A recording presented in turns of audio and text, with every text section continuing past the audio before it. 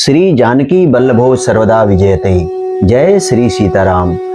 राम कथा प्रेमी भक्तजनों, आज की कथा बहुत ही सुंदर है। धनुष यज्ञ होने के पश्चात, सीता जी का स्वयंवर पूर्ण होने के पश्चात राजा जनक जी ने अयोध्या में अपने दूतों को भेजा और दूत पत्रिका लेकर राजा दशरथ जी के पास पहुँचे। राजा दशरथ जी ने उठकर वशिष्ठ जी के पास जाकर उन्हें पत्रिका दी और आदरपूर्वक दूतों को बुलाकर सारी कथा गुरुजी को सुना दी। सब समाचार सुनकर और अत्यंत सुख पाकर गुरु बोले, पुण्यात्मा पुरुष के लिए पृथ्वी सुखों से छाई हुई है। जैसे नदियां समुद्र में जाती हैं, यद्यपि समुद्र को नदी की कामना नहीं होती, वैसे ही सुख और संपत्ति बिना ही बुलाए स्वाभाविक ही धर्मात्मा पुरुष के पास जाती है। तुम जैसे गुरु, ब्राह्मण, गाय और देवता की सेवा करने वाले हो, वैसे ही पवित्र कौशल्या देवी भी हैं। तुम्हारे समान पुण्यात्मा जगत में न कोई हुआ है और न ही कोई होने वाला है। हे राजन, तुमसे अधिक पुण्य और किसका होगा, जिसके राम सरीखे पुत्र हैं और जिसके चारों बालक वीर, विनम्र, धर्म का व्रत धारण करने वाले और गुणों के सुंदर समुद्र हैं। तुम्हारे लिए सभी कालों में कल्याण है। अतएव डंका बजाकर बारात सजाओ और जल्दी चलो। गुरु जी के ऐसे वचन सुनकर हे नाथ बहुत अच्छा कहकर और सिर नवाकर तथा दूतों को डेरा दिलवाकर राजा महल में गए। राजा ने सारे रनिवास को बुलाकर जनक जी की पत्रिका बांचकर सुनाई। समाचार सुनकर सब रानियां हर्ष से भर गई। राजा ने फिर दूसरी सब बातों का, जो दूतों के मुख से सुनी थी, उन बातों का वर्णन किया। प्रेम में प्रफुल्लित हुई रानियां ऐसी सुशोभित हो रही हैं जैसे मोरनी बादलों की गरज सुनकर प्रफुल्लित होती है। बड़ी बूढ़ी स्त्रियां प्रसन्न होकर आशीर्वाद दे रही हैं। माताएं अत्यंत आनंद में मग्न हैं। उस अत्यंत प्रिय पत्रिका को आपस में लेकर सब हृदय से लगाकर छाती शीतल करती हैं। राजाओं में श्रेष्ठ दशरथ जी ने श्री राम, लक्ष्मण की कीर्ति और करनी का बारंबार वर्णन किया। राजा दशरथ कहने लगे, यह सब मुनि की कृपा है।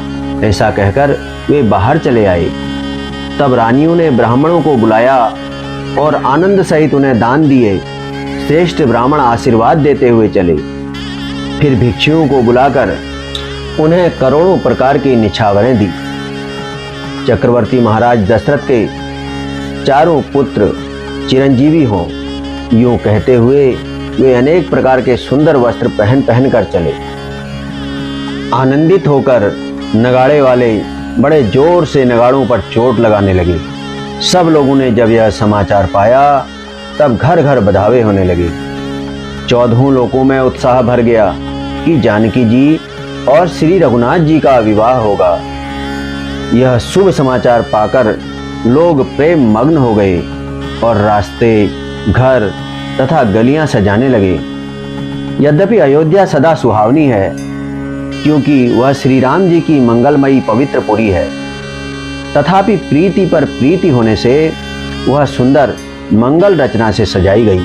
गोस्वामी तुलसीदास जी लिखते हैं, यद्यपि अवध सदैव सुहावनी, रामपुरी मंगलमय पावनी, तदपि प्रीति के प्रीति सुहाई, मंगल रचना रची बनाई।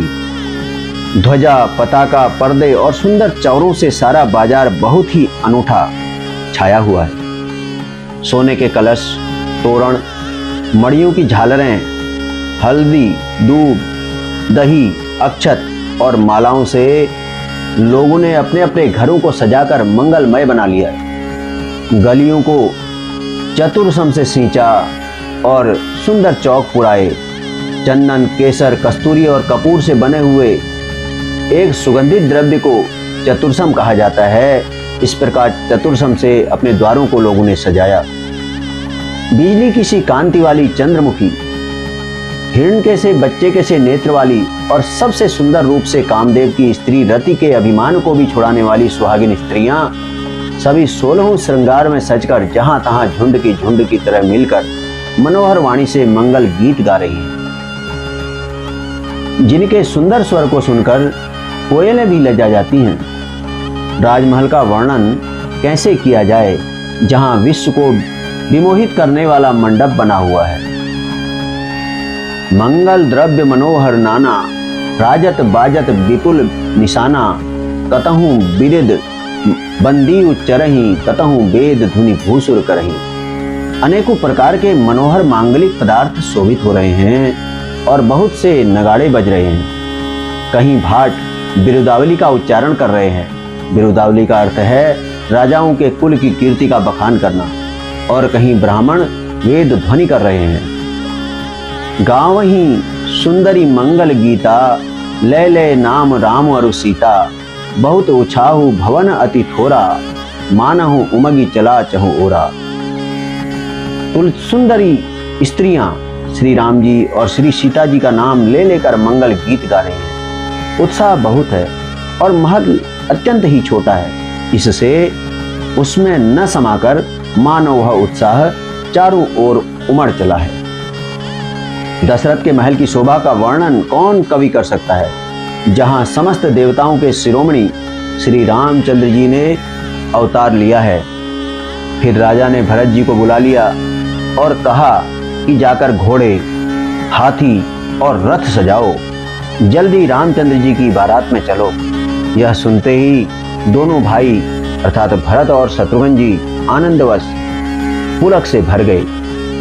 भरत जी ने सब साहनी बुलाए अर्थात घुड़साल के अध्यक्षों को बुलाया और उन्हें घोड़ों को सजाने की आज्ञा दी। वे प्रसन्न होकर उठ दौड़े। उन्होंने रुचि के साथ यथा योग्य जीने कसकर घोड़े सजाए। रंग रंग के उत्तम घोड़े शोभित हो गए। सब घोड़े बड़े ही सुंदर और चंचल चाल के हैं। वे धरती पर ऐसे पैर रखते हैं जैसे जलते हुए लोहे पर रखते हों। अनेकों जाति के घोड़े हैं जिनका वर्णन नहीं हो सकता। ऐसी तेज चाल के हैं मानो हवा का निरादर करके उड़ना चाहते हैं। गोस्वामी जी लिखते हैं, सुबग सकल सुठी चंचल करनी, अय इव जरत धरत पग धरनी। नाना जाति न जाहि बखाने, निदरी पवन जनु चहत उड़ाने। उन सब घोड़ों पर भरत जी के समान अवस्था वाले सब छैल छबीले राजकुमार सवार हुए। वे सभी सुंदर हैं और सब आभूषण धारण किए हुए हैं। उनके हाथों में बाण और धनुष हैं तथा कमर में भारी तरकस बंधे हुए हैं। सभी चुने हुए छबीले छैल, सूरवीर, चतुर और नवयुवक हैं। प्रत्येक सवार के साथ 2 पैदल सिपाही हैं जो तलवार चलाने की कला में बड़े ही निपुण हैं। शूरता का बाना धारण किए हुए रणधीर वीर सब निकलकर नगर के बाहर आ खड़े हुए। वे चतुर अपने घोड़ों को तरह तरह की चालों से फेर रहे हैं और भेरी तथा नगाड़े की आवाज सुन सुनकर प्रसन्न हो रहे हैं। सारथियों ने ध्वजा, पताका, मणि और आभूषणों को लगाकर रथों को बहुत विलक्षण बना दिया है। उनमें सुंदर चंवर लगे हैं और घंटियां सुंदर शब्द कर रही हैं। वे रथ इतने सुंदर हैं मानो सूर्य के रथ की शोभा को भी छीन लेते हैं। अगणित श्याम कर्ण घोड़े, उनको सारथियों ने उन रथों में जोत दिया है जो सभी देखने में सुंदर और गहनों से सजाए हुए सुशोभित हैं और जिन्हें देखकर मुनियों के मन भी मोहित हो जाते हैं। जो जल पर भी जमीन की तरह ही चलते हैं। वेग की अधिकता से उनकी टाप पानी में नहीं डूबती। अस्त्र शस्त्र और सब साज सजाकर सारथियों ने रथियों को बुला लिया। रथों पर चढ़ चढ़कर बारात नगर से बाहर जुटने लगी। जो जिस काम के लिए जाता है सभी को सुंदर शकुन होते हैं। श्रेष्ठ हाथियों पर सुंदर अंबारियां पड़ी हैं। वे जिस प्रकार सजाई गई हैं सो कहा नहीं जा सकता। मतवाले हाथी घंटों से सुशोभित होकर अर्थात घंटे बजाते हुए चले। वे इस प्रकार लग रहे हैं मानो सावन के सुंदर बादलों के समूह गरजते हुए जा रहे हों। सुंदर पालकियां, सुख से बैठने योग्य तामजान अर्थात जो कुर्सी नुमा होते हैं, और रथ आदि भी अनेकों प्रकार की सवारियां हैं। उन पर श्रेष्ठ ब्राह्मणों के समूह चढ़कर चले, मानो सब वेदों के छंद ही शरीर धारण किए हुए हों। मागध, सूत, भाट और गुण गाने वाले सब लोग जो जिस योग्य थे वैसी सवारियों पर चढ़कर चले। बहुत जातियों के खच्चर, ऊंट और बैल असंख्यों प्रकार की वस्तुएं लाद लाद कर चले। कहार करोड़ों कांवरे लेकर चले। उनमें अनेकों प्रकार की इतनी वस्तुएं थी कि जिसका वर्णन कौन कर सकता है। सब सेवकों के समूह अपना अपना साज समाज बनाकर चले। सबके हृदय में अपार हर्ष है और शरीर पुलक से भरे हैं, अर्थात सबको एक ही लालसा लगी है कि हम श्री राम लक्ष्मण दोनों भाइयों को नेत्र भरकर कब देखेंगे। हाथी गरज रहे हैं, उनके घंटों की भीषण ध्वनि हो रही है। चारों ओर रथों की घरघराहट और घोड़ों की हिनहिनाहट हो रही है। बादलों का निरादर करते हुए नगाड़े घोर शब्द कर रहे हैं, अर्थात उन नगाड़ों की आवाज बादलों की आवाज को भी फीकी कर रही है। किसी को अपनी पराई कोई बात कानों से सुनाई नहीं देती। गरजहि गज घंटा धुनि घोरा, रथ रव बाजी हिंस चहु ओरा, निदरी घनहि घुरमरहि निशाना, निज पराई कछु सुनिए न काना। राजा दशरथ के दरवाजे पर इतनी भारी भीड़ हो रही है कि वहां पत्थर फेंका जाए तो वह भी पिसकर धूल हो जाए। अटारियों पर चढ़ी स्त्रियां मंगल थालों से आरती लिए देख रही हैं और नाना प्रकार के मनोहर गीत गा रही हैं। गोस्वामी तुलसीदास जी लिखते हैं, गावई गीत मनोहर नाना, अति आनंद न जाई बखाना। तब सुमंत्र दुई चंदन साजी, जोते रवि हय निंदक बाजी। अर्थात नाना प्रकार के मनोहर गीत स्त्रियां गा रही हैं, उनके अत्यंत आनंद का बखान नहीं हो सकता। तब सुमंत्र जी ने 2 रथ सजाकर उनमें सूर्य के घोड़ों को भी मात करने वाले घोड़े जोत दिए। दोनों सुंदर रथ वे राजा दशरथ के पास ले आए, जिनकी सुंदरता का वर्णन सरस्वती जी से भी नहीं हो सकता। एक रथ पर राजसी सामान सजाया गया और दूसरा जो तेज का पुंज और अत्यंत ही शोभायमान था, उस सुंदर रथ पर राजा वशिष्ठ जी को हर्षपूर्वक चढ़ाकर फिर स्वयं शिव, गुरु, गौरी अर्थात पार्वती और गणेश जी का स्मरण करते हुए दूसरे रथ पर चढ़े। वशिष्ठ जी के साथ जाते हुए राजा दशरथ जी कैसे सुशोभित हो रहे हैं, जैसे देवगुरु बृहस्पति जी के साथ इंद्र जा रहे हैं। वेद की विधि से और कुल की रीति के अनुसार सब कार्य करके तथा सबको सब प्रकार से सजे देखकर श्री रामचंद्र जी का स्मरण करके गुरु की आज्ञा पाकर पृथ्वीपति दशरथ जी शंख बजाकर चले। बारात देखकर देवता हर्षित हुए और सुंदर मंगलदायक फूलों की वर्षा करने लगे। बड़ा शोर मच गया, घोड़े और हाथी गरजने लगे। आकाश में और बारात में दोनों जगह बाजे बजने लगे। देवांगनाएं और मनुष्यों की सुंदर स्त्रियां मंगल गान करने लगी और रसीले राग से शहनाइयां बजने लगी। घंटियों की ध्वनि का वर्णन नहीं हो सकता। पैदल चलने वाले सेवकगण अथवा पट्टेबाज कसरत के खेल कर रहे हैं और फहरा रहे हैं।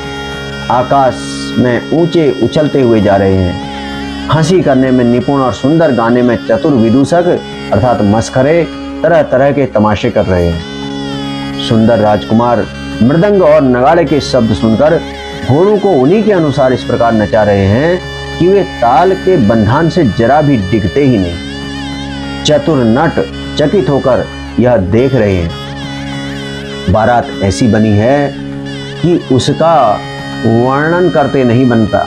सुंदर सुखदायक सगुन हो रहे हैं। नीलकंठ पक्षी बाईं ओर चारा ले रहा है, मानो संपूर्ण मंगलों की सूचना दे रहा हो। दाहिनी ओर कौवा सुंदर खेत में शोभा पा रहा है। नेवले का दर्शन भी सब किसी ने पाया। तीनों प्रकार की अर्थात शीतल, मंद और सुगंधित हवा अनुकूल दिशा में चल रही है। श्रेष्ठ स्त्रियां भरे हुए घड़े और गोद में बालक लिए आ रही हैं। लोमड़ी फिर फिर कर दिखाई दे रही है, अर्थात बार बार दिखाई दे जाती है। गायें सामने खड़ी होकर बछड़ों को दूध पिलाती हैं। कोयलें मंगल गान कर रही हैं। हरिणों की टोली बाईं ओर से घूमकर दाहिनी ओर को आई, मानो सभी मंगलों का समूह दिखाई दिया। छेमकरी विशेष रूप से छेम कह रही है, अर्थात सफेद सिरवारी चील कल्याण कह रही है। श्यामा बाईं और सुंदर पेड़ पर दिखाई पड़ी। दही मछली और दो विद्वान ब्राह्मण हाथ में पुस्तक लिए हुए सामने आए। सभी मंगलमय, कल्याणमय और मनोवांछित फल देने वाले शकुन मानो सच्चे होने के लिए एक ही साथ हो गए।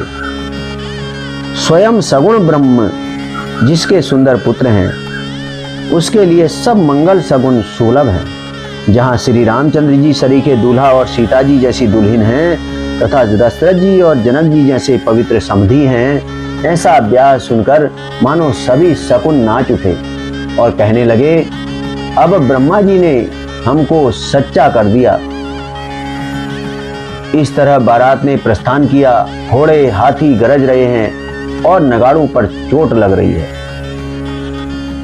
सूर्यवंश के पताका स्वरूप दशरथ जी को आते हुए जानकर जनक जी ने नदियों पर पुल बंधवा दिए, बीच बीच में ठहरने के लिए सुंदर पड़ाव बनवा दिए, अर्थात घर बनवा दिए, जिनमें देवलोक के समान संपदा छाई है और जहां बारात के सब लोग अपने अपने मन की पसंद के अनुसार सुहावने उत्तम भोजन, बिस्तर और वस्त्र पाते हैं। मन के अनुकूल नित्य नए सुखों को देखकर सभी बारातियों को अपने घर भूल गए। बड़े जोर से बजते हुए नगाड़ों की आवाज सुनकर, श्रेष्ठ बारात को आती हुई जानकर अगवानी करने वाले हाथी, रथ, पैदल और घोड़े सजाकर बारात लेने चले। दूध, शरबत, ठंडाई, जल आदि से भरकर सोने के कलश तथा जिनका वर्णन नहीं हो सकता, ऐसे अमृत के समान भांति भांति के सब पकवानों से भरे हुए परात, थाल आदि अनेक प्रकार के सुंदर बर्तन, उत्तम फल तथा और भी अनेकों सुंदर वस्तुएं राजा ने हर्षित होकर भेंट के लिए भेजी। गहने, कपड़े, नाना प्रकार की मूल्यवान मणियां, रत्न, पक्षी, पशु, घोड़े, हाथी और बहुत तरह की सवारियां तथा बहुत प्रकार के सुगंधित एवं सुहावने मंगल द्रव्य और सगुन के पदार्थ राजा ने भेजे। दही, चिवड़ा और अगणित उपहार की चीजें कांवरों में भर भर कर कहार चले। अगवानी करने वालों को जब बारात दिखाई दी, तब उनके हृदय में आनंद छा गया और शरीर रोमांच से भर गया। अगवानों को सज धज करके साथ देखकर बारातियों ने प्रसन्न होकर नगाड़े बजाए। बाराती और अगवानों में से कुछ लोग परस्पर मिलने के लिए हर्ष के मारे बाग छोड़कर सरपट दौड़ चले और ऐसे मिले मानो आनंद के दो समुद्र मर्यादा छोड़कर मिलते हैं। देव सुंदरियां फूल बरसाकर गीत गा रही हैं और देवता आनंदित होकर नगाड़े बजा रहे हैं। अगवानी में आए हुए उन लोगों ने सब चीजें दशरथ जी के आगे रख दी और अत्यंत प्रेम से विनती की। राजा दशरथ जी ने प्रेम सहित सब वस्तुएं ले ली।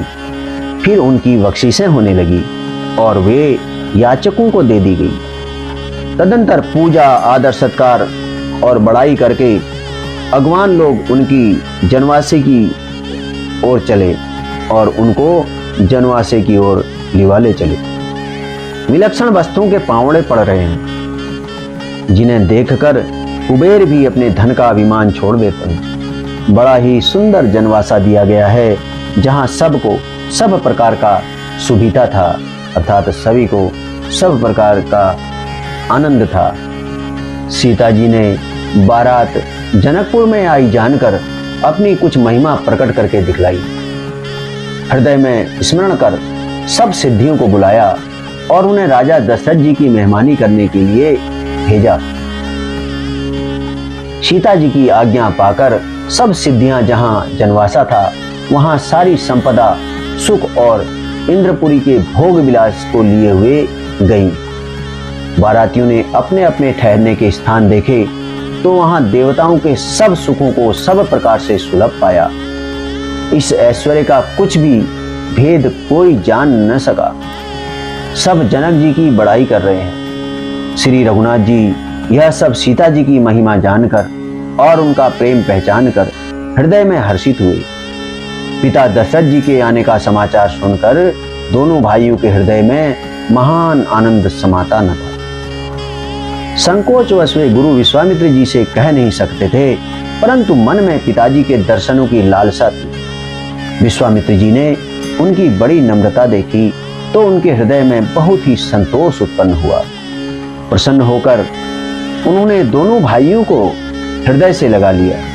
उनका शरीर पुलकित हो गया और नेत्रों में प्रेमाश्रुओं का जल भराया। वे उस जनवासे को चले जहां दशरथ जी थे, मानो सरोवर प्यासे की ओर लक्ष्य करके चला हो। तब राजा दशरथ जी ने पुत्रों सहित मुनि को आते देखा। तब वे हर्षित होकर उठे और सुख के समुद्र में फांसी लेते हुए चले। पृथ्वीपति दशरथ जी ने मुनि की चरण धूलि को बारंबार सिर पर चढ़ाकर उनको दंडवत प्रणाम किया। विश्वामित्र जी ने राजा को उठाकर हृदय से लगा लिया और आशीर्वाद देकर कुशल पूछी। फिर दोनों भाइयों को दंडवत प्रणाम करते देखकर राजा के हृदय में सुख समाया नहीं। पुत्रों को उठाकर हृदय से लगाकर उन्होंने अपने वियोग जनित दुसह दुख को मिटाया, मानो मृतक शरीर को प्राण मिल गए हों। फिर उन्होंने वशिष्ठ जी के चरणों में सिर नवाया। मुनि श्रेष्ठ ने प्रेम के आनंद में उन्हें हृदय से लगा लिया। दोनों भाइयों ने सब ब्राह्मणों की वंदना की और मन भाए आशीर्वाद पाए। भरत जी ने छोटे भाई शत्रुघ्न सहित श्री रामचंद्र जी को प्रणाम किया। श्री राम जी ने उन्हें उठाकर हृदय से लगा लिया। लक्ष्मण जी दोनों भाइयों को देखकर हर्षित हुए और प्रेम से परिपूर्ण हुए शरीर से उनसे मिले। तदंतर परम कृपालु और विनयी श्री रामचंद्र जी अयोध्या वासियों, कुटुंबियों, जाति के लोगों, याचकों, मंत्रियों और मित्रों सभी से यथा योग्य मिले। श्री रामचंद्र जी को देखकर बारात शीतल हुई। राम के वियोग में सबके हृदय में जो आग जल रही थी वह शांत हो गई। प्रीति की रीत का बखान नहीं हो सकता। राजा के पास चारों पुत्र ऐसी शोभा पा रहे हैं मानो अर्थ, धर्म, काम और मोक्ष शरीर धारण किए हुए हों। पुत्रों सहित दशरथ जी को देखकर नगर के स्त्री पुरुष बहुत ही प्रसन्न हो रहे हैं। आकाश में देवता फूलों की वर्षा करके नगाड़े बजा रहे हैं और अप्सराएं गा गा कर नाच रही हैं। अगवानी में आए हुए शतानंद जी, अन्य ब्राह्मण मंत्रीगण, मागध, सूत, विद्वान और भाटों ने बारात सहित राजा दशरथ जी का आदर सत्कार किया। फिर आज्ञा लेकर वे वापस लौटे। बारात लग्न के दिन से पहले आ गई। इससे जनकपुर में अधिक आनंद छा रहा है। सब लोग ब्रह्मानंद प्राप्त कर रहे हैं और विधाता से मना कर कहते हैं कि दिन रात बढ़ जाएं, अर्थात लंबे हो जाएं। श्री रामचंद्र जी और सीता जी सुंदरता की सीमा है और दोनों राजा पुण्य की सीमा है। जहां तहां जनकपुरवासी स्त्री पुरुषों के समूह इकट्ठे हो कर यही कह रहे हैं। जनक जी के सुकृत अर्थात पुण्य की मूर्ति जानकी जी हैं और दशरथ जी के सुकृत देह धारण किए हुए श्री राम जी हैं। उन दोनों राजाओं के समान किसी ने शिव जी की आराधना नहीं की और न इनके समान किसी ने फल ही पाए। इनके समान जगत में न कोई हुआ, न कहीं है, न होने का ही है। हम सब भी संपूर्ण पुण्यों की राशि हैं जो जगत में जन्म लेकर जनकपुर के निवासी हुए और जिन्होंने जानकी जी और श्री रामचंद्र जी की छवि देखी है। हमारे सरीखा विशेष पुण्यात्मा कौन होगा। और अब हम श्री रघुनाथ जी का विवाह देखेंगे और भली भांति नेत्रों का लाभ लेंगे। कोयल के समान मधुर बोलने वाली स्त्रियां आपस में कहती हैं कि हे सुंदर नेत्रों वाली, इस विवाह में बड़ा लाभ है। बड़े भाग्य से विधाता ने सब बात बना दी है। ये दोनों भाई हमारे नेत्रों के अतिथि हुआ करेंगे। राम कथा प्रेमी भक्तजनों, यदि आप इस कथा को सुनते सुनते यहाँ तक पहुँच गए हैं तो आपसे निवेदन है कि आप हमारे चैनल को अपने मित्रों के बीच में शेयर करें और हमारे चैनल को सब्सक्राइब करें और कमेंट बॉक्स में जय श्री राम अवश्य लिखें। आइए सुनते हैं आगे की कथा। जनक जी स्नेहवश बार बार सीता जी को बुलावेंगे और करोड़ों कामदेवों के समान सुंदर दोनों भाई सीता जी को लेने आया करेंगे, अर्थात विदा कराने आया करेंगे। तब उनकी अनेकों प्रकार से पहुनाई होगी। सखी, ऐसी ससुराल किसे प्यारी न होगी। तब हम सब नगर निवासी श्री राम लक्ष्मण को देख देख कर सुखी होंगे। हे सखी, जैसा श्री राम लक्ष्मण का जोड़ा है वैसे ही दो कुमार राजा के साथ और भी हैं। वे भी एक श्याम और दूसरे गौरवर्ण के हैं। उनके भी सब अंग बहुत सुंदर हैं। जो लोग उन्हें देख आए हैं वे सब यही कहते हैं। एक सखी ने कहा, मैंने आज ही उन्हें देखा है। इतने सुंदर हैं मानो ब्रह्मा जी ने उन्हें अपने हाथों से संवारा है। भरत तो श्री रामचंद्र जी की ही शक्ल सूरत के हैं। स्त्री पुरुष उन्हें सहसा पहचान ही नहीं सकते। लक्ष्मण और शत्रुघ्न दोनों का एक ही रूप है। दोनों के नख से शिखा तक सभी अंग अनुपम है। मन को बड़े अच्छे लगते हैं, पर मुख से उनका वर्णन नहीं हो सकता। उनकी उपमा के योग्य तीनों लोकों में कोई नहीं है। तुलसीदास जी कहते हैं, कवि और कोविद अर्थात कवि और विद्वान कहते हैं, इनकी उपमा कहीं कोई नहीं कह सकता है। बल, विनय, विद्या, शील और शोभा के समुद्र इनके समान यही हैं। जनकपुर की सब स्त्रियां आंचल फैलाकर विधाता को यह वचन सुनाती हैं कि चारों भाइयों का विवाह इसी नगर में हो और हम सब सुंदर मंगल गीत गावें। नेत्रों में प्रेमाश्रुओं का जल भरकर पुलकित शरीर से स्त्रियां आपस में कह रही हैं कि हे सखी, दोनों राजा पुण्य के समुद्र हैं। त्रिपुरारी शिवजी सब मनोरथ पूर्ण करेंगे। इस प्रकार सब मनोरथ कर रही हैं और हृदय को उमंग उमंग कर अर्थात उत्साह पूर्वक आनंद से भर रही हैं। सीता जी के स्वयंवर में जो राजा आए थे उन्होंने भी चारों भाइयों को देखकर अत्यंत ही सुख पाया। श्री रामचंद्र जी का निर्मल और महान यश कहते हुए राजा लोग अपने अपने घर गए। इस प्रकार कुछ दिन बीत गए। जनकपुर निवासी और बराती सभी बड़े आनंदित हैं। मंगलों का मूल लग्न का दिन आ गया। हेमंत ऋतु और सुहावना अगहन का महीना था। ग्रह, तिथि, नक्षत्र, योग और वार श्रेष्ठ थे। लग्न मुहूर्त शोध कर ब्रह्मा जी ने उस पर विचार किया। गोस्वामी जी लिखते हैं, मंगल मूल लगन दिनु आवा, हिम ऋतु अगहनु मासु सुहावा, ग्रह तिथि नखतु जोगु बर बारू, लगन सोधि विधि कीन विचारू। और उस लग्न पत्रिका को नारद जी के हाथ जनक जी के यहाँ भेज दिया। जनक जी के ज्योतिषियों ने भी वही गणना कर रखी थी। जब सब लोगों ने यह बात सुनी तब वे कहने लगे, यहाँ के ज्योतिषी भी ब्रह्मा ही हैं। निर्मल और सभी सुंदर मंगलों की मूल गोधूली की पवित्र बेला आ गई और अनुकूल शकुन होने लगे। यह जानकर ब्राह्मणों ने जनक जी से कहा। तब राजा जनक ने पुरोहित सतानंद जी से कहा कि अब देर का क्या कारण है। तब सतानंद जी ने मंत्रियों को बुलाया। वे सब मंगल का सामान सजा कर ले आए।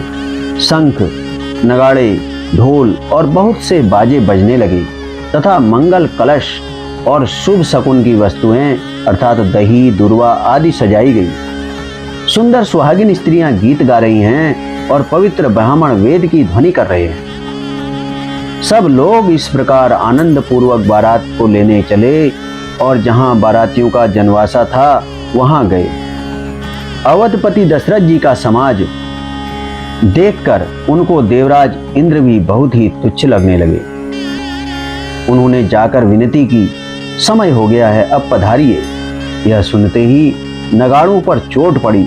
गुरु वशिष्ठ जी से पूछकर और कुल की सब रीतियों को करके राजा दशरथ जी मुनियों और साधुओं के समाज को साथ लेकर चले।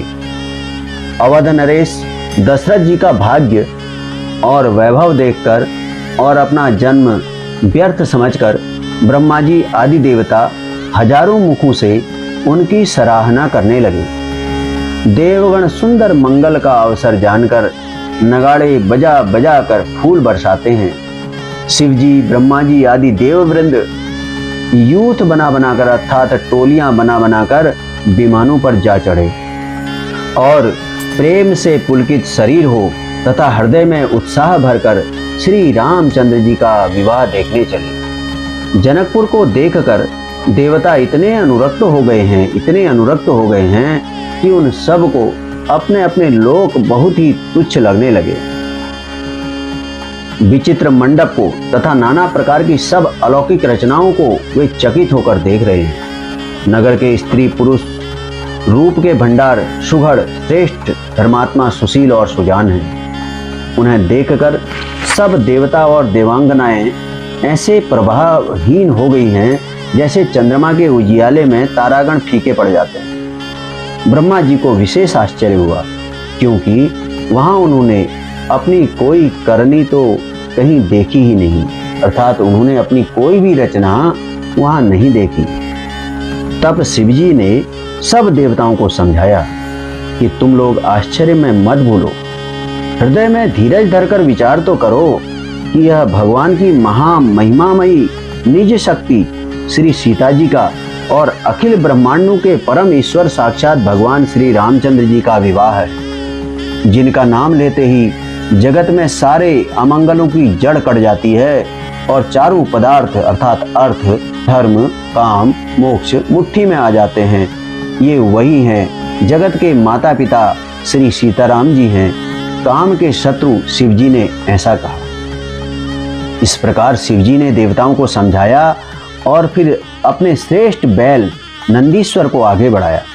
देवताओं ने देखा कि दशरथ जी मन में बड़े ही प्रसन्न और शरीर से पुलकित हुए चले जा रहे हैं।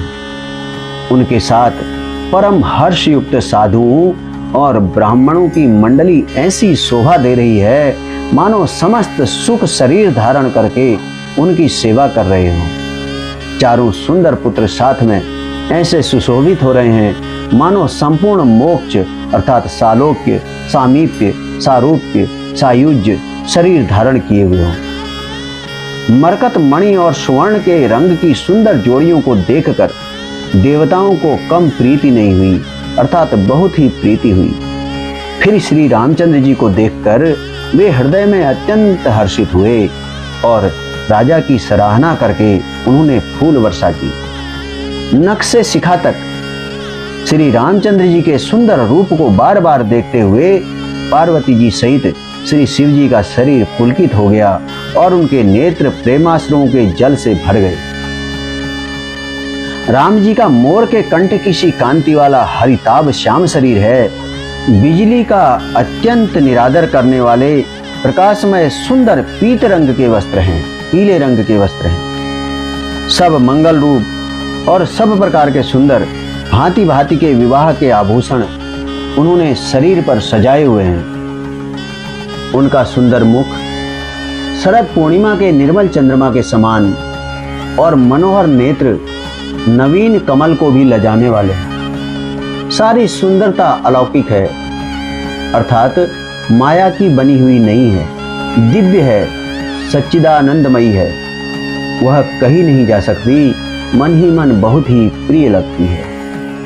साथ में मनोहर भाई सुशोभित हैं, जो चंचल घोड़ों को नचाते हुए चले जा रहे हैं। राजकुमार श्रेष्ठ घोड़ों को उनकी चाल को दिखला रहे हैं और वंश की प्रशंसा करने वाले मागध भाट बिरुदावली सुना रहे हैं। बिरुदावली का अर्थ है राजाओं की कीर्ति का बखान करना। जिस घोड़े पर श्री राम जी विराजमान हैं उसकी तेज चाल देखकर गरुड़ भी लजा जाते हैं। उसका वर्णन नहीं हो सकता।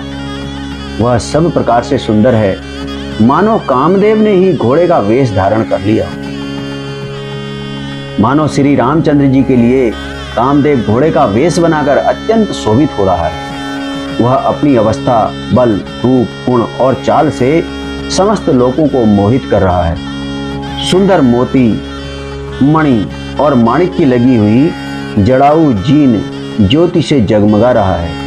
उसकी सुंदर घुंघरू लगी हुई ललित लगाम को देखकर देवता, मनुष्य और मुनि सभी ठगे जाते हैं। प्रभु की इच्छा में अपने मन को लीन किए चलता हुआ वह घोड़ा बड़ी शोभा पा रहा है। इस प्रकार का लग रहा है मानो तारागण और बिजली से अलंकृत मेघ सुंदर मोर को नचा रहा हो। जिस श्रेष्ठ घोड़े पर श्री रामचंद्र जी सवार हैं, उसका वर्णन सरस्वती जी भी नहीं कर सकती। शंकर जी श्री रामचंद्र जी के रूप में ऐसे अनुरक्त हुए कि उन्हें अपने 15 नेत्र इस समय बहुत ही प्यारे लगने लगे।